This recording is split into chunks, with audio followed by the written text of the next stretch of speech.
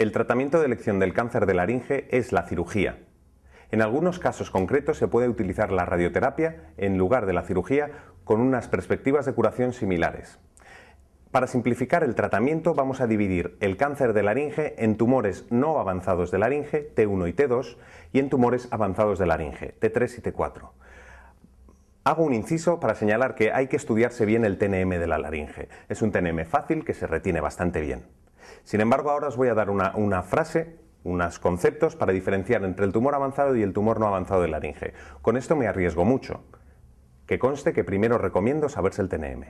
Para diferenciar entre tumor avanzado y tumor no avanzado de laringe, entre T1 y T2 y T3 y T4, bastaría con tener en cuenta la siguiente característica, la fijación de la laringe.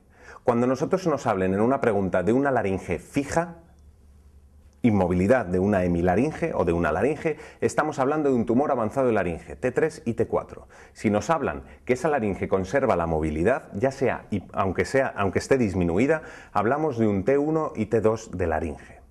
Pues bien, en los T1 y T2 de laringe podemos utilizar tratamientos radioterápicos. Sin embargo, el de elección es la cirugía.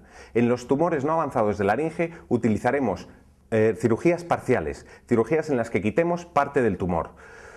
Cordectomías, hemilaringectomías, laringectomías horizonto-verticales, laringectomías supraglóticas. Son conceptos que suenan a quitar una parte de la laringe. Con respecto a los tumores avanzados de laringe, los T3 y T4, en los que tenemos una fijación cordal o una extravasación laríngea, la elección será la laringectomía total. En algunos casos, esta laringectomía total tiene que hacerse más extensa, más amplia, hacer una faringolaringectomía total. Hago un paréntesis, algunos tumores de supraglotis, algunos T3 de supraglotis pueden operarse con una cirugía parcial, una laringectomía horizontal supraglótica. Sin embargo, la norma como resumen puede ser la laringectomía o faringolaringectomía total. Con respecto a los vaciamientos, tenemos que tener en cuenta que siempre haremos un vaciamiento funcional cervical, excepto en los T1 y T2, tumores no avanzados, de glotis, ya que un T1 y T2 de supraglotis se realizará igualmente un vaciamiento funcional. Por lo tanto, resumiendo, siempre vaciamientos funcionales, excepto en los T1 y T2 de glotis, de cuerda vocal. El vaciamiento que se puede realizar puede ser funcional o radical. El vaciamiento funcional conserva carótida, vena yugular interna, nervio espinal y esternocleidomastoideo.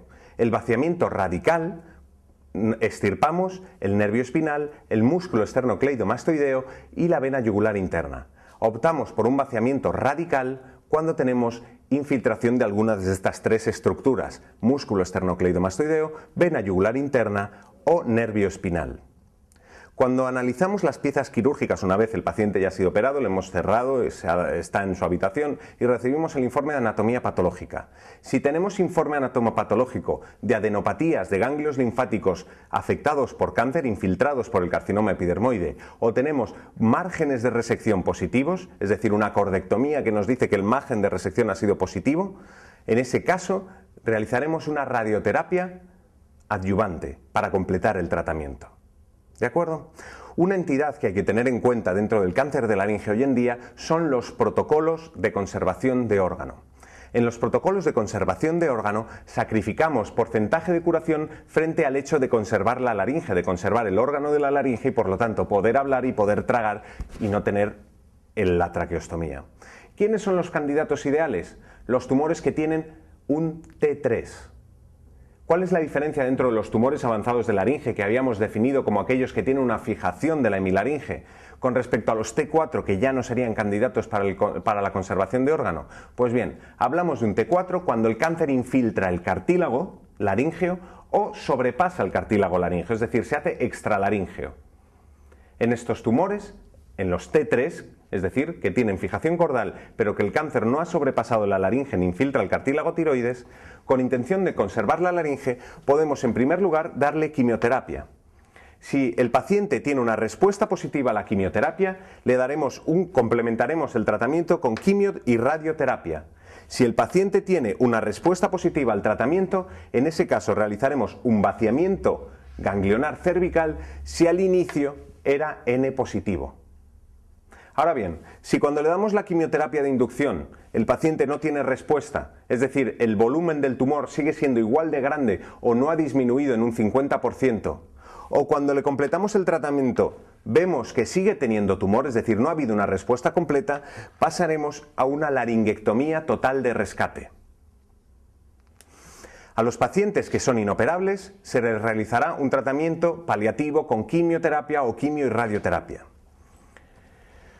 Con respecto al cáncer de laringe, hemos de tener en cuenta que es fundamental para saber cuál va a ser la evolución de estos pacientes, la presencia de adenopatías. La presencia de adenopatías en el cáncer de laringe marca el pronóstico del paciente, es el factor más importante.